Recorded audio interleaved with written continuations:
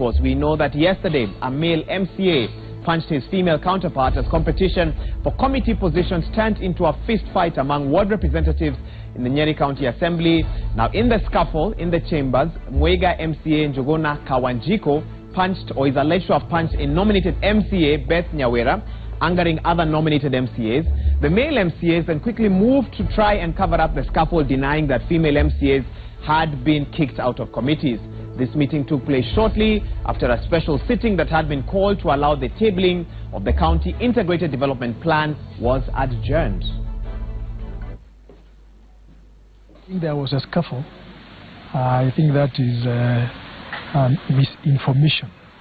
Anybody even going to an extent that there was somebody who was blue, how can the honorable members blow each other? It has not happened in Nyeri. It is not going to happen. Those are news we read from Ranga. And all the honorable members are here, and nobody can stand and say I received a blow or there was a scuffle. There was none. Well, that's a little bit about what happened yesterday. We also have an audio clip that is alleged to have been a recording of matters that transpired inside the county assembly, even as that brawl took place. Let's listen in. Of course, the audio sound is in Kiswahili and a bit of Kikuyu as well. Let's listen in before our correspondent gives us further details. There's no asking of a question. One can't ask a question. Not now. Why now? Why? Why not? Why not now? Why not now? Why later? Why later? No, later. Karumba mwake. Ni koro.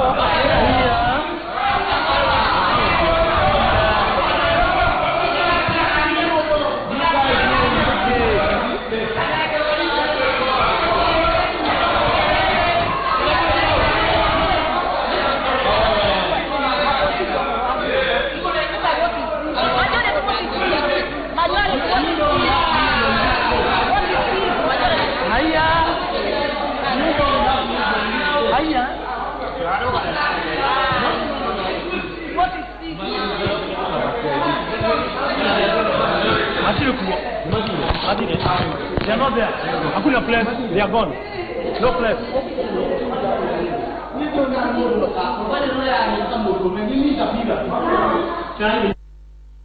Well, that's a sound from the Nyeri County Assembly, shared with us by our correspondent yesterday. You could hear at the very end somebody saying there's no press, they are gone. And of course, we've had talk about attempts to cover up what happened in that county assembly yesterday. Now, joining us to give us further details or more details regarding this is Martin Munene from Nyeri County. Martin, a lot of allegations, a lot of he said, she said, but of course the county have spoken in one voice saying nothing happened. But what we are getting in terms of details is that something did actually transpire. What do we know for sure, and what are some of the allegations? A very good morning to you, Waihiga Mora.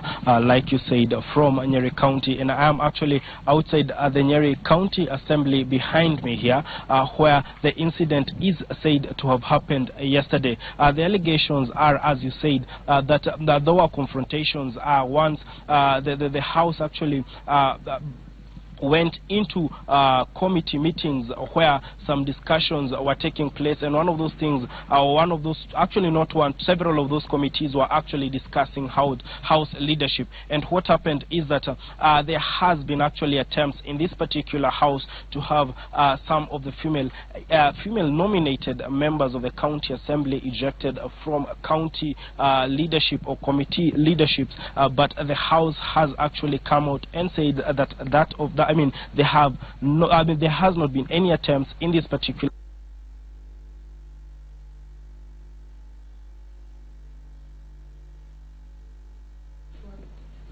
Well, we apologize for that technical hitch. Let's see if we'll be able to get a chance to go back to Martin Munene to understand what some of the allegations are regarding what transpired in the Nyeri County Assembly yesterday, and of course what the members of the Nyeri County Assembly said as well in regards to that.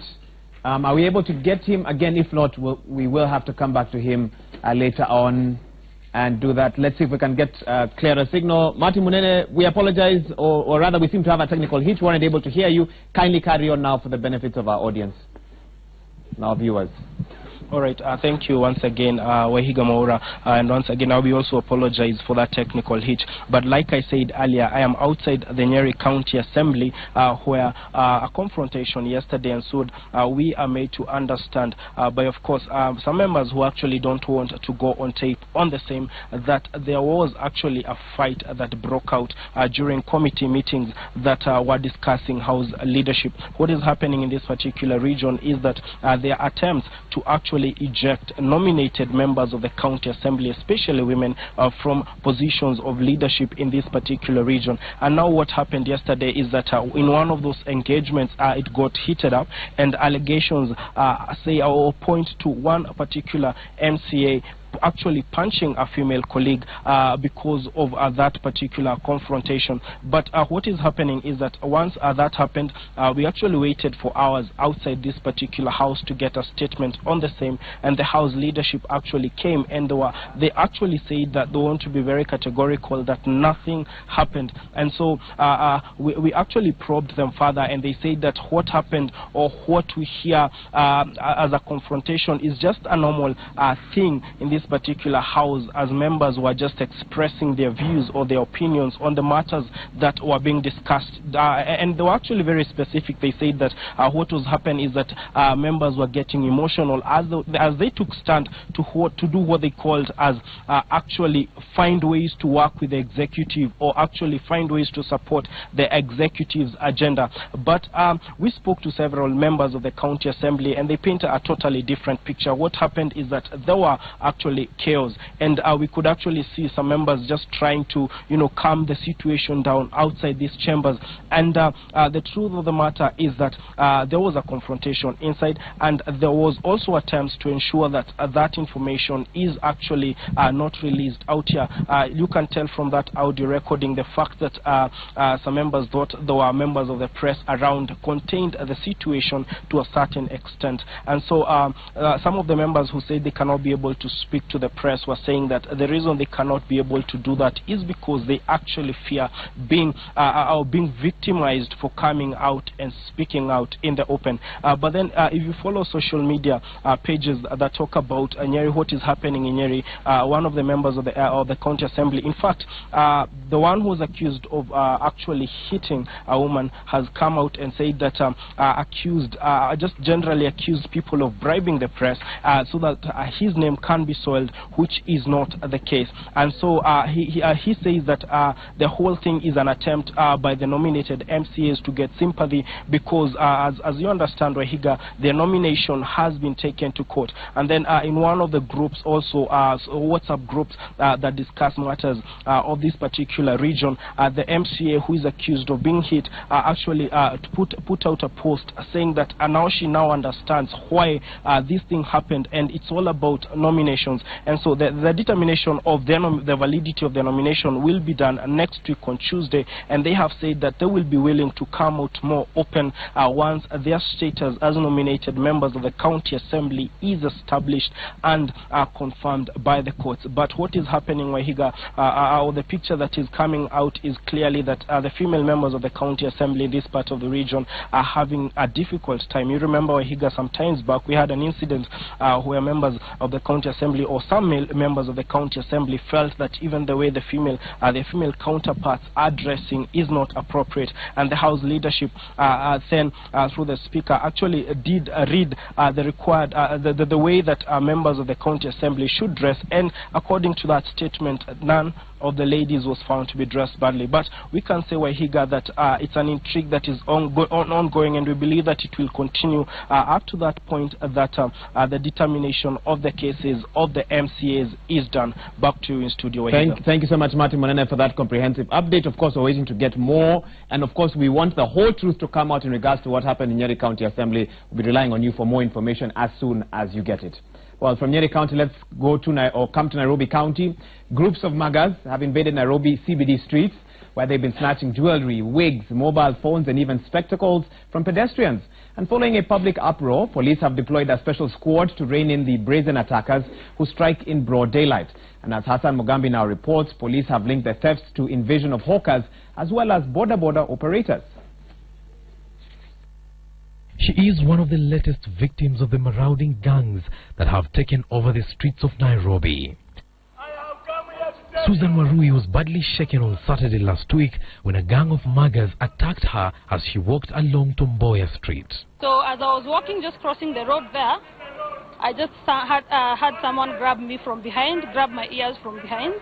But it was very fast, I didn't know what happened.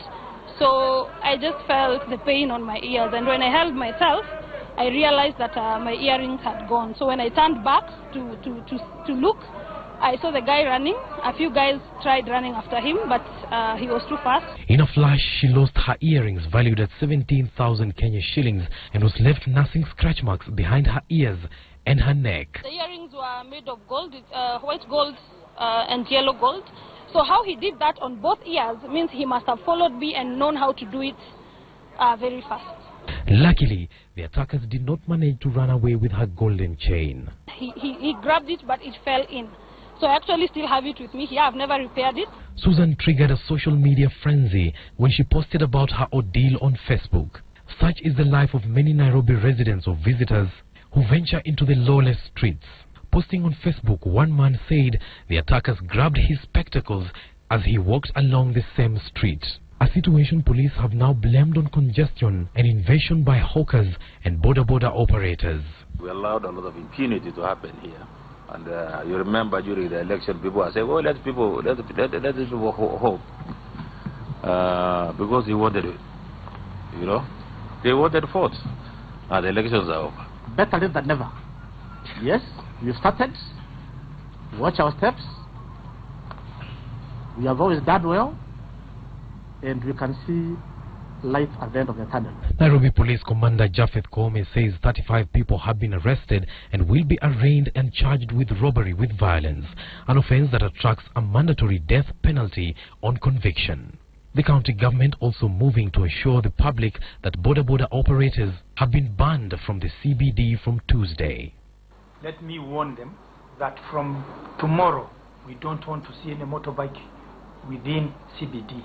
Tumekuwa na cases ambao wamesinachi vitu za bear bags za wanawake, watu wananyang'anywa vitu zao, wanakimbia na pikipiki. Only private motorcycles and couriers will be allowed to operate within the city.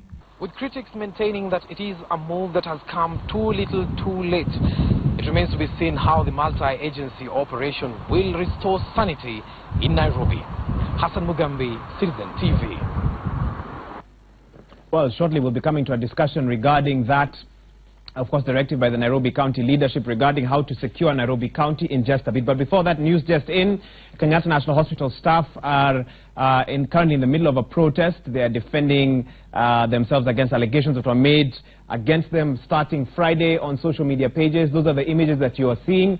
This is a composition of different members of the Kenyatta National Hospital staff, including mortuary attendants, and they are holding up different papers where they are saying that they are not rapists, mortuary attendants are not rapists, among other content that is written on some of those white papers. I don't know if we can just listen in to what is being said on that bullhorn or foghorn there, briefly. Kuja hapa na compliment Kenyatta for taking care of all Kenyans. So somebody should not purport to be bigger than Kenyatta, to be bigger than the workers of Kenyatta. We are the Kenyan citizens and we deserve dignity and we deserve to be protected. So that nobody can just come into Kenyatta, throw insults onto us. We are not killers. We are not rapists. We have beautiful women and men. We are professionals. Why do you want to audit us? For the whole years that we have been working, where are you with auditing? Why can you come yesterday before all these things come? Every time there is election time, Kenyatta is on the spot. We are not politicians. We are not politicians again. We are professionals. We do our work diligently. So we put aside your political ambition.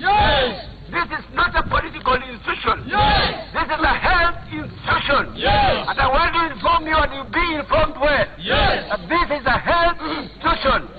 This is not a ground for politics. Politics in parliament, politics in streets, politics anywhere, but leave our patients alone.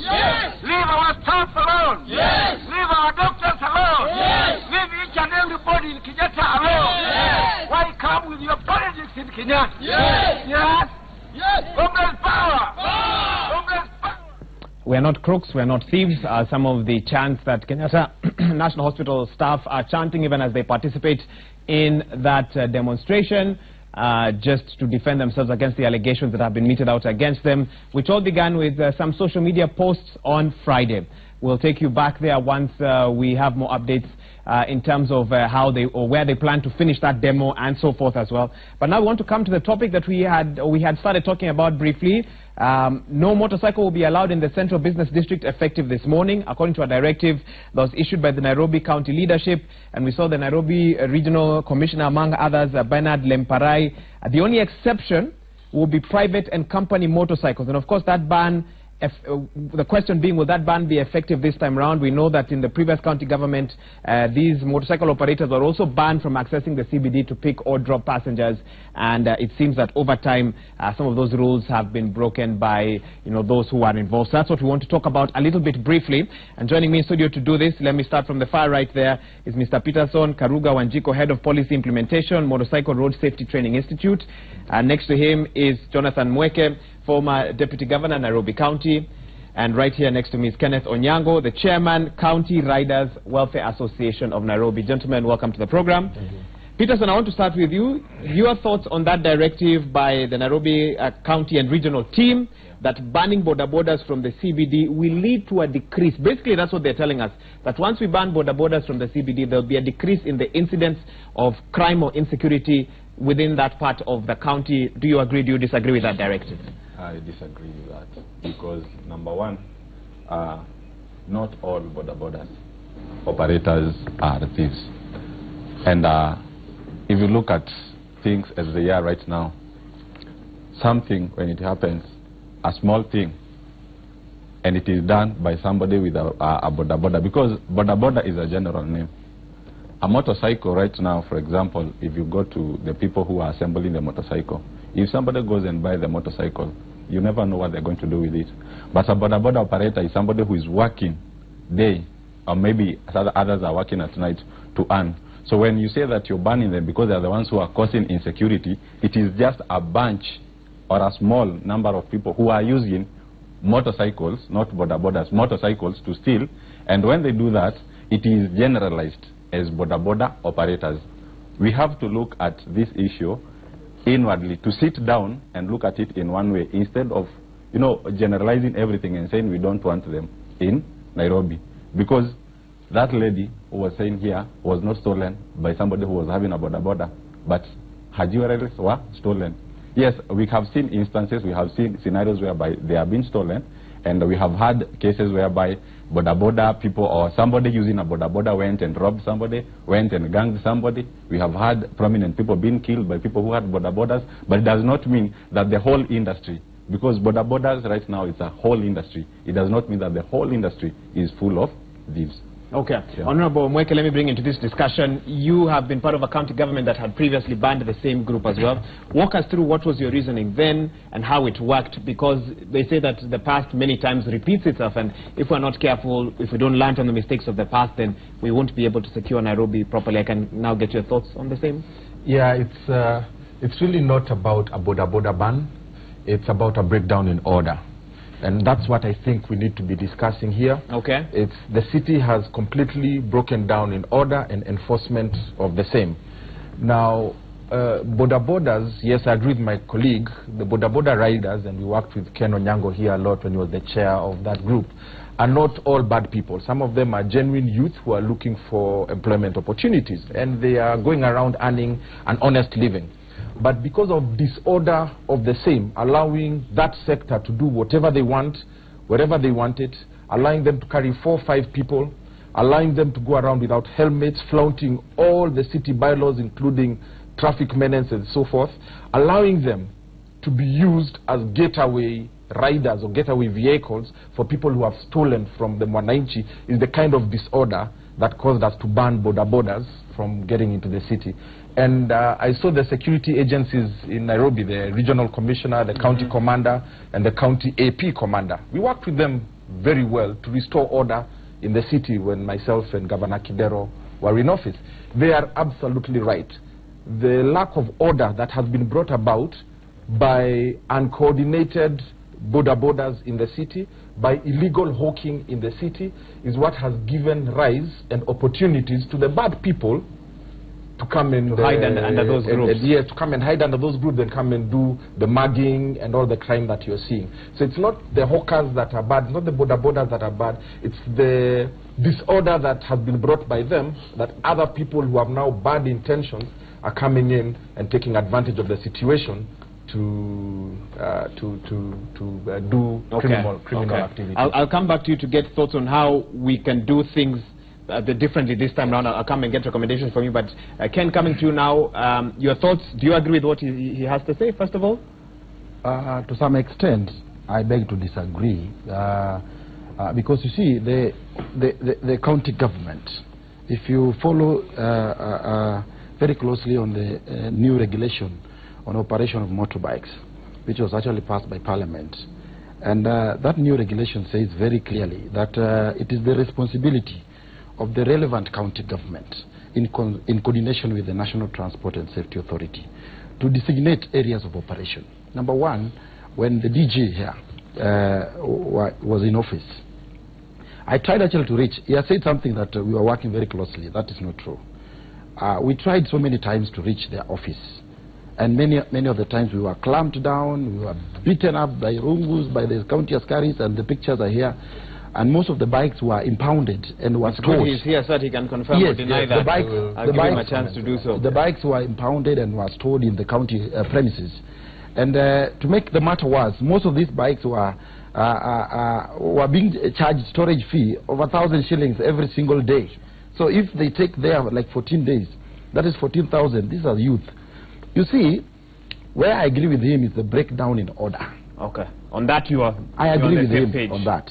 But see, there were proposals that we, as the operators of the industry, took to their offices so that we can actually sit down together and have a team from their side, from the county government, the team that will sit down with us and ensure that the operations of the industry itself is actually run in a way that is acceptable within the city like Nairobi. Okay.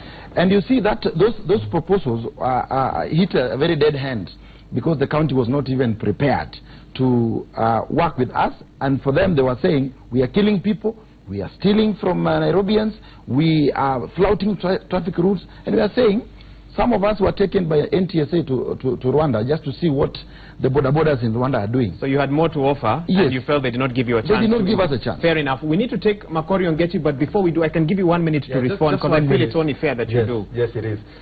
Ken, I know we banned borders from the CBD. The Border Association went to court and lost that court case. Do you remember coming with your team of border leadership in Nairobi to meet Governor Kidero and myself in the Governor's Lounge and coming up with an MOU on where we're going to release all your borders? Because that's where I met you first. We were in the Governor's office. That is and you were there. So now you said you couldn't reach us, and here I am, and you are admitting that you came, you reached us, we had a discussion, and we sorted out your issues. So why would you say that? I can see we'll have a lot of back and forth here. Before I give Peterson a chance to weigh in on this, let's now talk to Makori Ongechi. I believe he's within the CBD, monitoring what is happening there. That effective today, unless you're a private or company, motorcycle, you will not be allowed to access the CBD. Let's see if that's what's happening at the moment. Makori Ongechi, good morning. What can you tell us? Well, very good morning to you, Wahiga. Yes, indeed, like you are saying, we are coming from right here, the CBD, and in particular, at this particular point, Muindi Mbingu Street. Well, we've been checking across various streets in Nairobi, and we've witnessed motorbike operators moving around within the CBD. However, the number seems to reduce a bit. Well, we've talked to some of them. They're raising concern, of course, on what they are saying, that it is a move that is likely to affect their businesses based on the fact that this is their main source of living. And for now, Wahiga, I want to talk to some of the motorbike operators here at Muindi Bing Street. I will begin with this one here. Labda utuambie, umesikia hii ban ya kwamba mtakuwa mkioperate katikati ya CBD? Nimesikia that Mr. Kome amepania bike kufanya kwa CBD ambayo si jambo la kawaida, because ukiona hivi hii bike ina majukumu mengi sana. We are families, most of us are students, wanajisomesha, other times wanasomesha watoto wao kwa mashule kama secondary. We have some other people, other children ambayo wako universities, na hii bike ndio inasomesha watu. Unalipa nyumba, wanunua food ya watu, other times kuna majukumu mengi ambayo huwa tunafanya katika familia zetu. So mnalichukuliaje? Kwa mfano, mmepata wapi mkasikia kwamba labda bani mmeambiwa na ama maafisa wa polisi wamekuja kuambia? Hiyo tumesikia through kwa radio. Kuna mapolisi na kuna hawa makanjo ndio wanatusumbua tukiwa kazi zetu hapa town. Alright, I'll talk to another just motorbike operator, the last one. Kindly tell us, what do you take following this ban of motorbikes from accessing the CBD? You're one of the motorbike operators around. Yeah. Sisi kulingana na hii mambo ya kutoa motorbike kwa CBD Nairobi haitufurahishi, because hii motorbike inalisha watu wengi sana. Kwanza watoto pia inashughulikia watu, inalisha watoto. Landlord pia inawashughulikia kwa njia ya mapato hapa Nairobi. Sasa ukituambia toke Nairobi hapa, tutaenda kufanya kazi wapi? Na hapa Nairobi tumekaa miaka mingi, tumefanya kazi ya bodaboda, hatujawahi kuwa wezi katika hii kazi.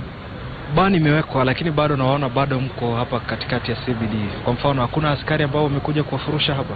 Kwa sasa hivi sijaona askari ambao wamekuja kutufuruga, lakini mimi ningeomba serikali ya kaunti ya Nairobi wakitaka kufanya kitu kama hii ya kwamba watujengee mahali tutakuwa tunasimama, badala kutufuguza hivi kama ambayo sisi wa Kenya. Alright. Yeah.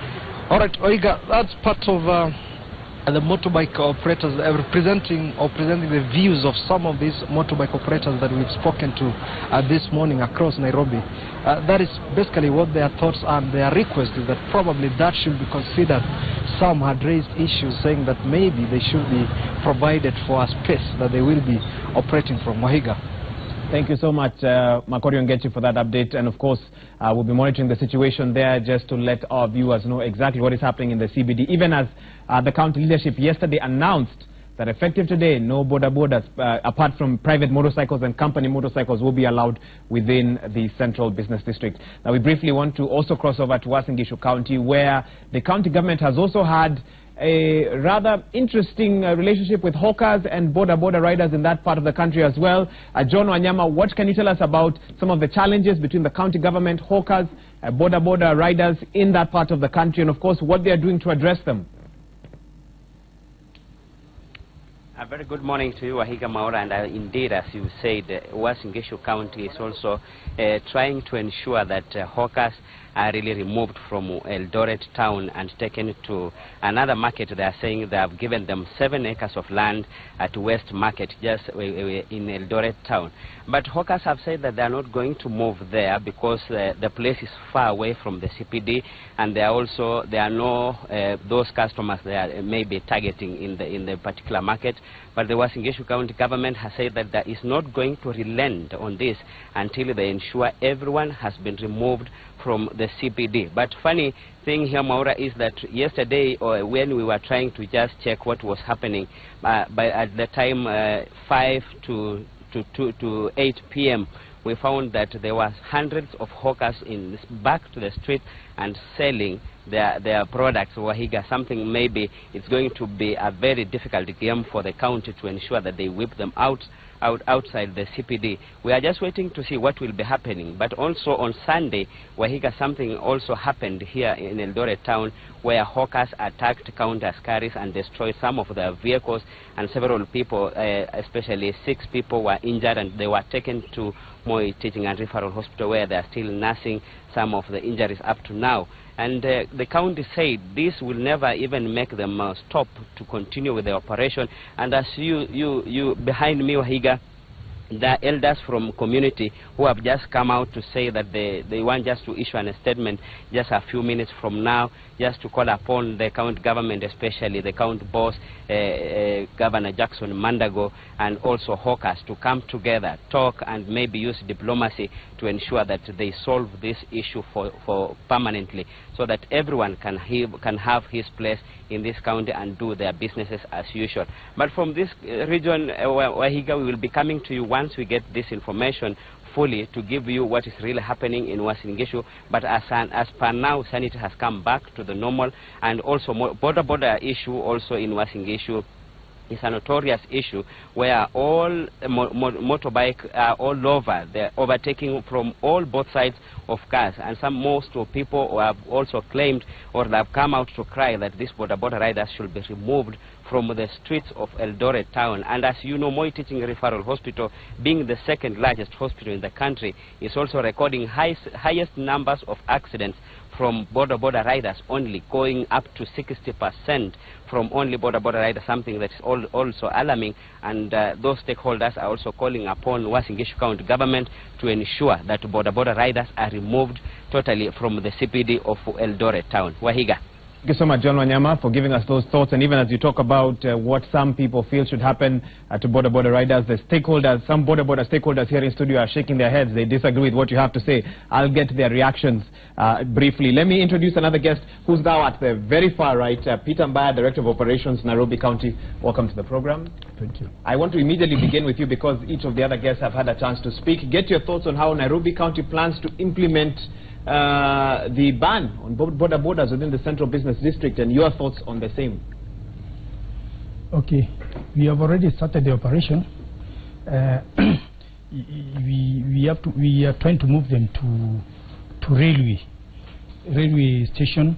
That is where we are planning to. We have told them to move to that area. I spoke to some of their chairmen of the officials, and they are in agreement that they are to move. So how will they access the CBD? Okay, so their base is supposed to be at railway. Yes, that's but where you see CBD passengers, or in CBD they are supposed to drop people outside CBD. Okay. Not within CBD. So like railway, there is a station there, a place like Uhuru Park and Uhuru Park, just at the periphery of CBD. Not within CBD. We've just seen that border riders and operators are still within the Central Business District. Is that because you haven't started the full operation fully, or what's happening? Our reporter was just talking to some who are still, we could see them near Londro House, around that location. The operation has been ongoing. It is only that they are dodging us. When we are along Moi Avenue, they come to the upper CBD. So it's a cat and mouse sort of chase. Yes. Peterson, let me get your thoughts on this, and really, is this going to sort the issue in Nairobi County and the CBD specifically? Thank you.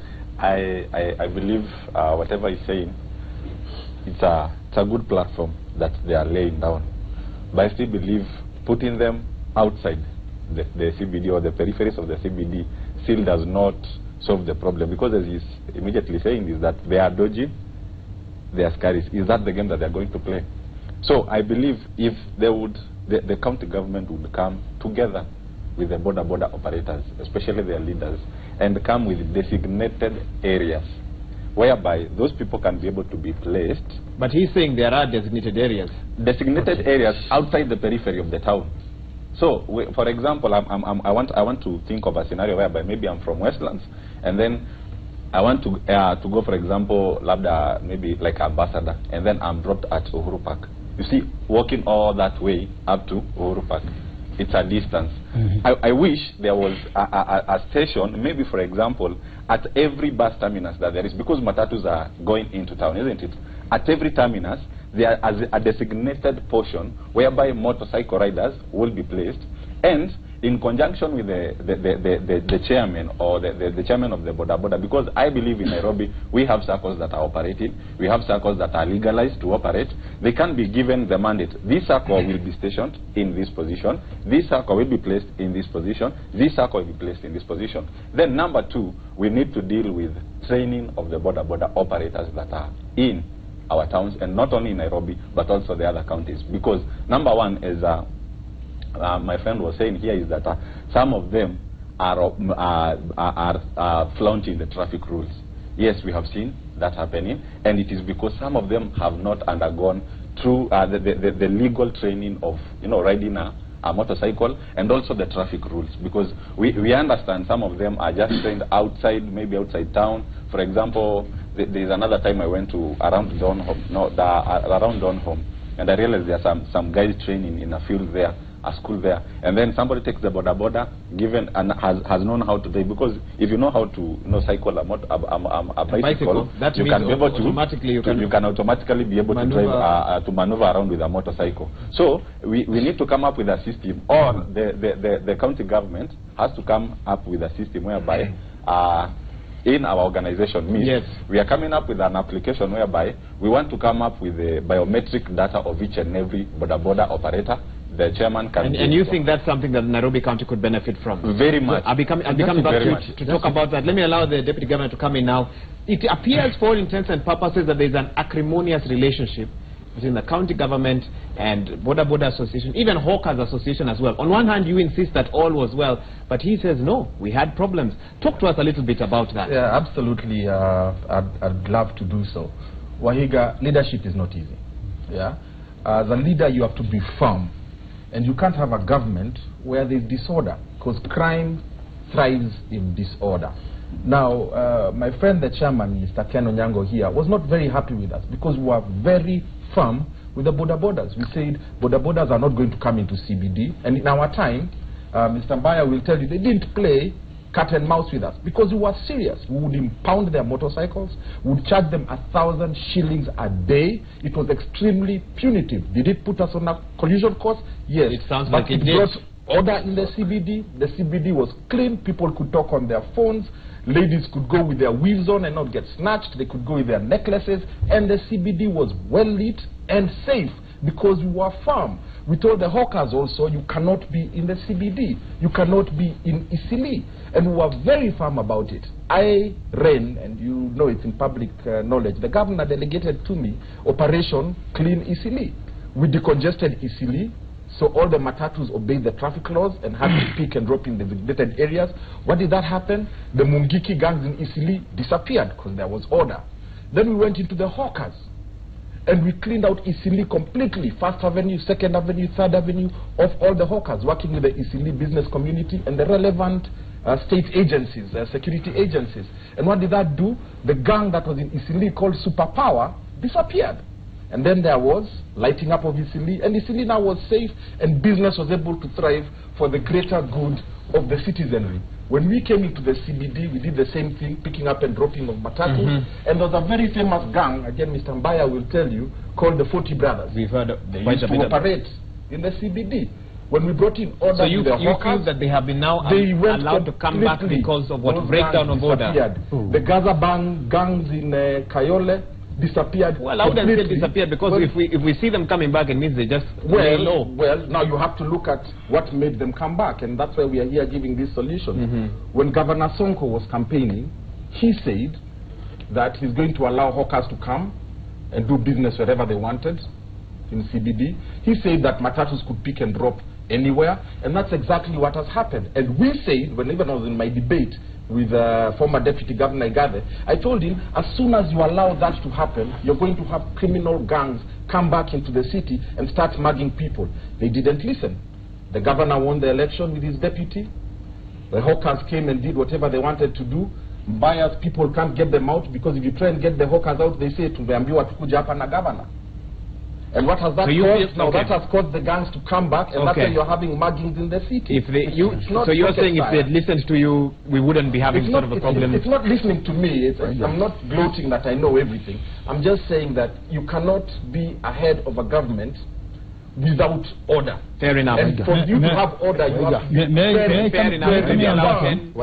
Ken disagrees. Let me listen to why. Go ahead. I want to tell you, the reason why we come here, you don't want to engage in a public relation exercise.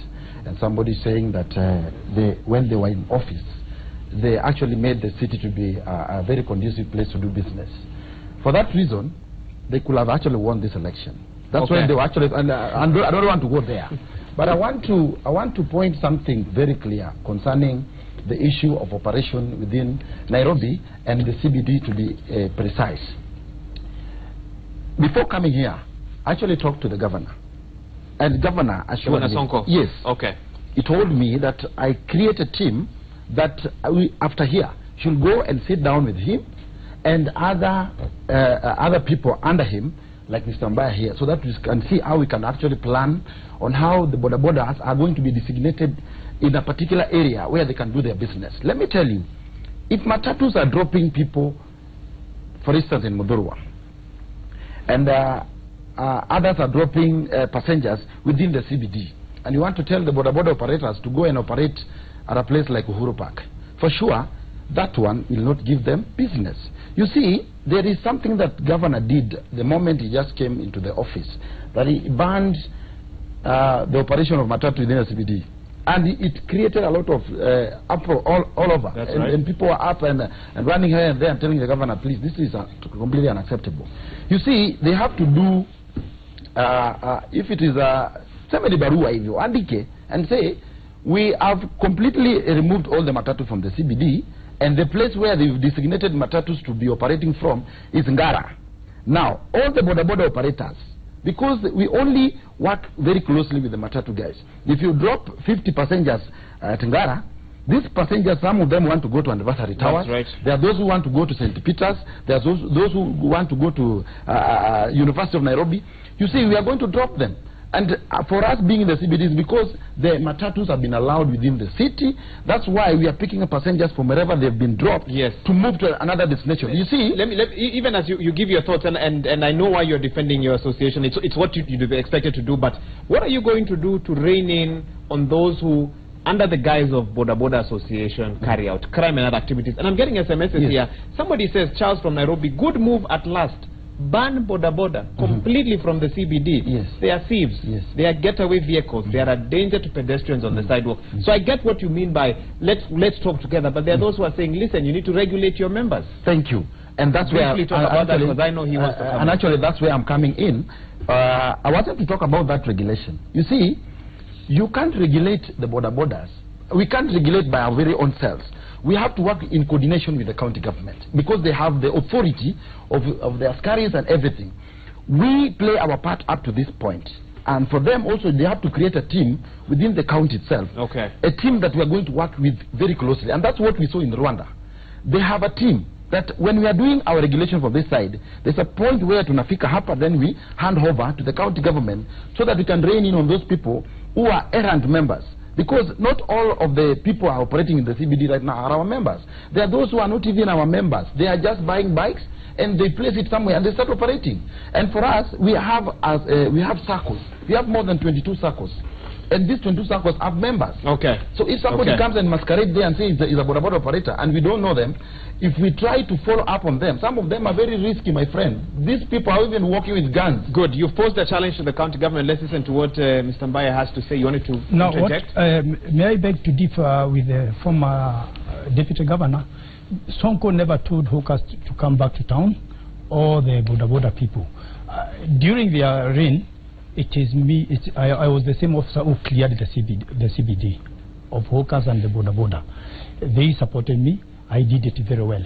But when the campaign time came, then I was transferred to elsewhere. Then Sonko came in.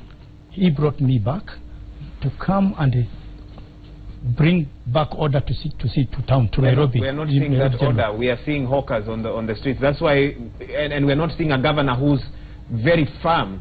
Get the hawkers out of the CBD. The governor is very firm. We are doing it very well. But you remember the campaign period and just finished. The hawkers had come in big numbers. So I'm finding a way of removing them without commotion.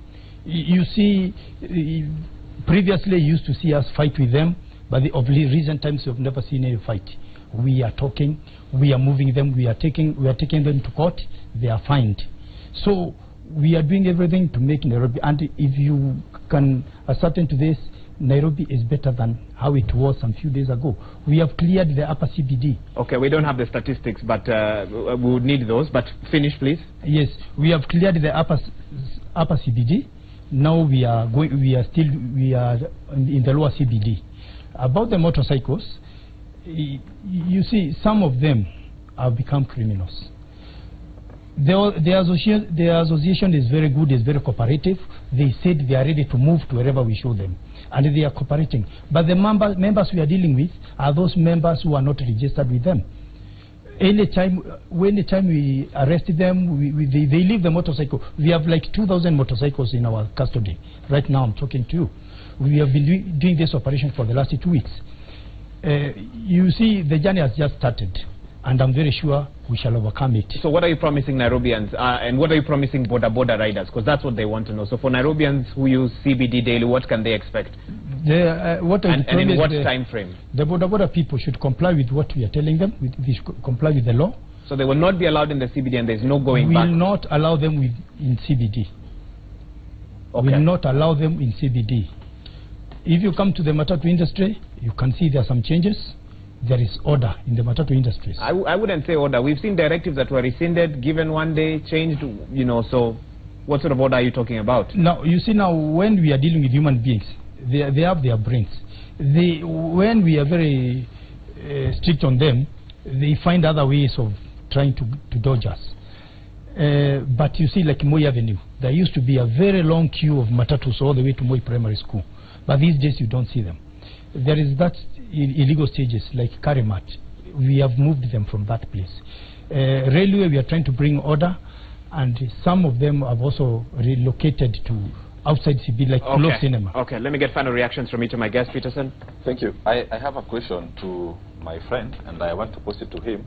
A brief one, please. A brief one, yeah? Yes. I want to ask him, why are they allowing private riders or company riders to get into town?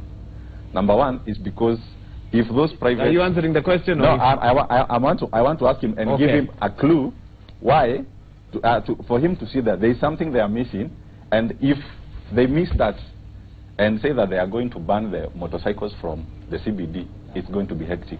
Number one, it means if these private people are being allowed, there is a channel or there is a law that these people are following. It means these people are under something like, they are under a law. That's why their riding, maneuvering into town is somehow disciplined. If they will only cooperate and they will only invite us on board, just like the chairman is saying, the governor has created a venue for us to sit down and talk. Because we need to sit down and train some of them, because most of them are not trained. In terms of registration, we need to come up with a biometric registration so that when he's talking about those who are not in the circle, how will he recognize that this one is not in the circle? Fair enough. I think you'll need to have a chat with him after this. Deputy Governor, come in, give us your final reaction. Yeah, my final reactions is I'll give some... And you heard what he had to say? Yes, I did. I'll give some unsolicited advice. We were there and we saw the results. This is how we made it work. And there's no need for Governor Sonko's government to invent the wheel. We formed a CEC subcommittee called Order and Enforcement. It was the CEC members who were responsible for all these areas, and we identified 9 illegal nuisances that brought disorder to Nairobi. Amongst them was the borders, the hawkers, the anti-dumping, the noise pollution of clubs playing music at night, there was the garbage menace, there was the illegal structures, and so on and so forth. Now, the key word here, Wahiga, is illegal. There's nothing wrong with hawking, but there's something wrong with illegal hawking. There's nothing wrong with putting up a structure. Outside the law. Yes, there's something wrong with putting up an illegal structure. Now, what this team used to do, they worked with all the sub-county administrators, 17 of them. And every week, because I chaired that CEC subcommittee, every week I'd get a report on what have you done with street families, what have you done with bars that are making noise, what have you done with borders that are operating outside of the law, what have you done with illegal hawkers. And that's how we were able to bring back order. You cannot also do that without a good relationship with the national government. So every month we had a meeting with the county commissioner, the county commander, the regional commissioner, the head of the AP, the head of the CID in Nairobi. It was chaired by the governor and the regional commissioner. If the governor was not available, I chaired it. And I believe he's listening. And it was continuous. We just didn't meet when there was a crisis. It is a continuous effort. Okay. And so what Mr. Mbaya is talking about cannot just happen when there's a crisis now of Nairobi Magas. It has to be something that must be done every week for the next 5 years in order to be restored. Fair enough. You have 1 minute, please. Go ahead. Thank you. One thing that I want just maybe to say for my last shot, it's to say that every directive, be it from the governor or be it from any office, you realize that if we just do a consultation together, most of these directives are going to be very successful. But if you stand from one particular end, which is what you feel happened yesterday, and give a directive, and you've not even sat down with the leadership, because you see, we don't want to always be at a particular end all the time fighting with the county government.